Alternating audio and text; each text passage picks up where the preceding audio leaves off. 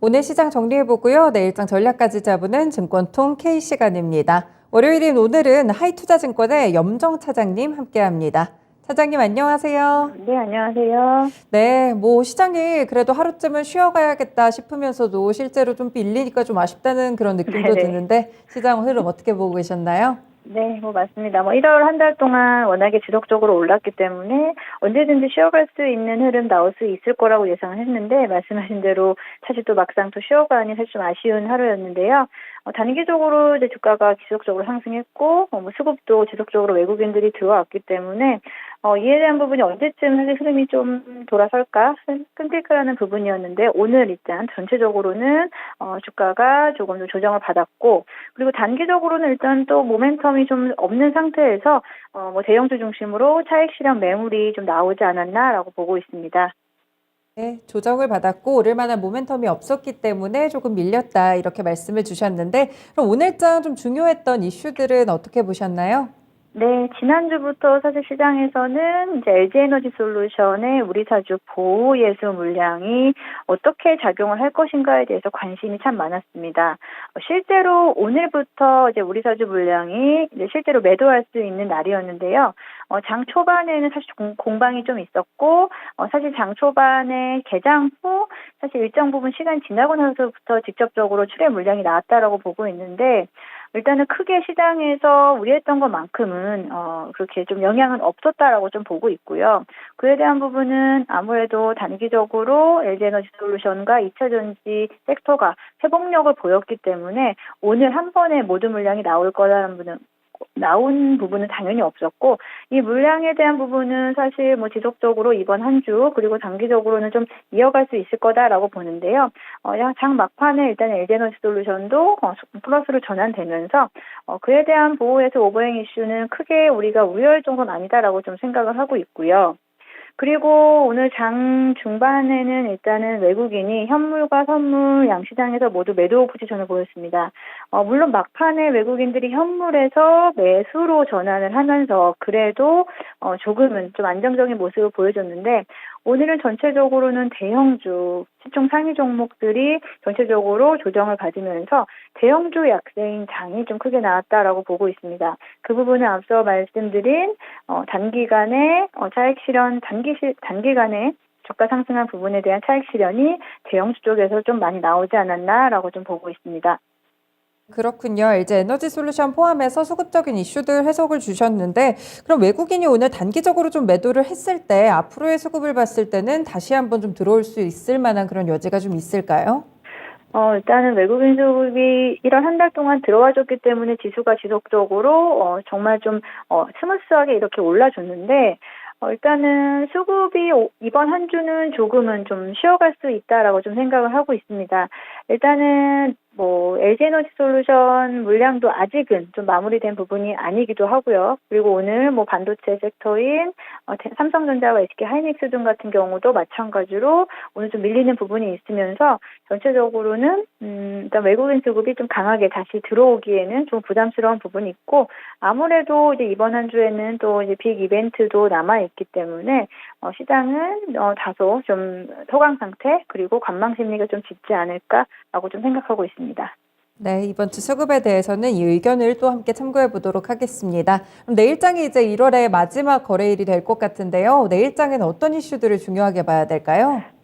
내일장도 역시 오늘과 비슷하게 크게 악재가 나오거나 호재가 나오거나 이런 부분보다는 개별적인 실적 모멘텀, 실적 발표 시즌이기 때문에 실적에 대한 부분으로 각각의 개별주가 움직일 수 있을 거다라고 보고 있고요. 이번 주에는 이제 2월 FOMC가 이번 주 우리 장 기준으로는 이제 목요일 날 이제 반영이 되거든요. 목요일 새벽에 FOMC의 금리 인상에 대한 기조 그리고 그 의원들의 발언들이 있을 거기 때문에 그에 따라서 목요일 장까지 그러니까 우리나라는 이제 수요일 장까지는 관망 심리가 좀 더 강하지 않을까라고 보고 있고 우리나라 같은 경우에 개별적인 대기업들의 실적도 있겠지만 또 미국의 이제 빅테크 기업들의 실적을 앞두고 전반적으로는 좀 경계 심리가 좀 더 있지 않을까라고 보고 있습니다. 네, 수요일까지는 좀 FMC를 주시하면서 관망세의 느낌의 장세가 좀 계속 펼쳐질 거라고 좀 보고 계시는 것 같은데 네. 중국의 리오프닝 관련 섹터들은 좀 어떻게 보세요? 중국의 리오프닝 관련 섹터가 오늘 장 초반 대비해서 장 후반에는 전반적으로 좀 빠지는 모습을 보여줬는데요. 오늘 뭐 상상품주라든지 그리고 뭐 여행 관련주들 같은 경우에도 장 초반 대비해서는 좀 하락폭을 좀 키웠고요. 그리고 단기적으로 한 2, 3개월 동안 상승폭이 컸었던 종목들, 예를 들면은 뭐 임용 관련해서는 제이시스 메디컬도 5% 가까운 하락세를 보였고, 화장품 유통 관련된 청단 글로벌 같은 종목들도 5% 가까운 하락세를 보이면서 전체적으로는 그러니까 오늘 같은 경우 전체적인 부분이 이제 차익 실현이다라고 좀 말씀을 드릴 수 있는데 리오프닝 관련주들도 단기적으로 오른 부분에 대해서는 차익 실현 매물이 나왔다고 볼 수 있습니다. 하지만 그렇다고 한다고 이게 조정이 지금 들어갔냐, 리오프닝 관련 종목들이 조정이 들어갔냐라고 했을 때는 사실 그렇게는 또 보지 않거든요. 여전히 리오프닝 관련 종목으로는 기관들의 수급은 여전히 좀 견조한 모습을 보여주고 있고요. 오히려 지금 시장이 좀 쉬어갈 때 리오프닝 종목이 더불어 이제 쉬어가는 구간에서는 종목별로 오히려 다시 재접근할 수 있는 종목들이 충분히 찾을 수 있겠다라고 보고 이런 조정기에 크게 조정을 안 받고 지금 시세를 만약에 유지할 수 있는 종목이다라고 한다면 추가적으로 시장이 좋을 때 그리고 또는 리오프닝 관련 이슈가 다시 한번 나올 때는 더 큰 상승을 가져갈 수 있다. 한마디로 리오프닝 관련주는 우리가 지속적으로 좀 주목을 해야 될 것 같고 오히려 지금까지 좋았는데 단기간에 크게 빠진 종목들은 오히려 저점에서 매수할 수 있는 찬스를 좀 눈여겨봐야 된다라고 생각하고 있습니다. 리오프닝 섹터는 조정을 받았으면 오히려 기회가 될 수 있다 이런 말씀을 또 주시네요. 사실 뭐 이야기는 없으셔가지고 챗 GPT 관련 종목들에 대한 시각도 조금은 궁금한데 시장에 지금 인공지능 테마가 굉장히 강하잖아요. 이쪽 테마에 네. 대한 전망들은 좀 어떻게 보시나요? 일단 시장이 지난주까지만 해도 지난주 흐름을 좀 보게 되면 말씀하신 대로 1월 한 달 동안 로봇이라든지 챗 GPT 관련된 종목들이 사실 급등세를 보였다가 지난주 막판에 2차 전지라든지 대형주가 또다시 시장을 이끌면서 주도주가 다시 한번 또 자리매김하느냐라는 부분에서 사실 금요일까지 분위기는 그랬고요. 오늘은 사실 전반적으로 주도 섹터가 없는 가운데서 특별히 어떤 테마주도 강하지 않았습니다. 그래서 이번 한 주 만약에 대형주가 좀 쉬어간다라고 하면 오히려 이제 테마주라든지 중소형 종목들이 다시 한번 또 강하게 부각을 받을 수 있다라고 보고 있는데 챗 GPT 관련된 종목이라든지 최근 로봇 관련 종목들은 단기적으로 상승폭을 키운 종목들은 일일 변동성이 워낙에 크게 나타나고 있거든요.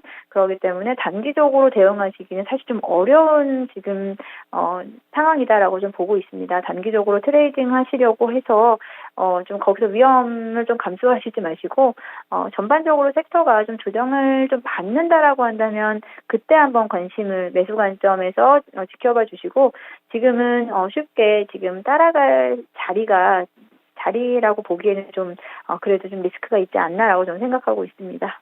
네, 그렇군요. 이렇게 또 테마 종목에 대한 이런 이슈까지 함께 들어봤습니다. 차장님, 그럼 내일장은 좀 어떻게 대응 전략을 짜보는 게 좋을까요? 내일장 같은 경우도 뭐 장 초반부터 크게 움직일 것 같지는 않고요. 일단 시장은 여전히 이제 관망세입니다라고 좀 말씀드릴 수 있겠고 수급이 어떻게 움직이느냐, 외국인 수급이 내일 어떤 식으로 방향을 해주느냐, 내일 조금 더 조정이 나오는 부분인지 아니면 내일 다시 또 만약에 수급이 좀 붙느냐에 대한 부분, 결국은 지금은 좀 수급 싸움이다라고 좀 보고 있고요.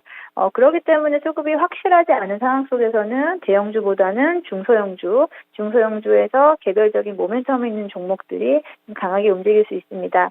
중소형주 중심으로 트레이딩이 가능하신 분들은 단기적으로 대응을 하셔도 좋겠지만 그게 좀 어려우시다라고 하시는 분들은 사실은 지금은 내 포트폴리오도 좀 쉬어가는 또는 일정 부분은 수익이 단기적으로 낮다라고 한다면 일정 부분 현금으로 좀 차익 실현하시면서 현금 보유하시면서 시장의 방향성을 좀 기다리시는 게 어떻겠나라고 보고 있습니다.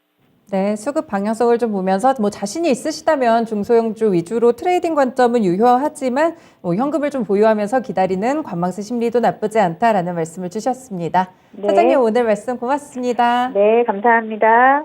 네, 이렇게 증권통 K시간에서 하이투자증권의 염정 차장 의견을 들어봤습니다. 사실 지난해는 물가 상승과 금리 인상이 시장을 굉장히 쥐고 흔들었는데 이제 물가도 점차 안정되고 있고요. 연준도 이에 따라서 매파적인 기조를 유지할 명분은 조금씩 잃고 있는 상황입니다. 로이터 통신에서 오늘 보도가 나왔었죠. 3월에 FOMC 금리 인상 사이클이 종료될 수 있다 이런 보도가 있었는데 피봇 기대감 좀 가지시면서 다음 달을 잘 준비해 보셔야겠습니다. 지금까지 다양한 투자 판단에 도움이 되는 말씀들 전해드렸습니다. 특정 종목의 상승과 하락을 보장하지는 않는다는 점 기억해 주세요. 지금까지 마감은 증권통이었습니다. 고맙습니다.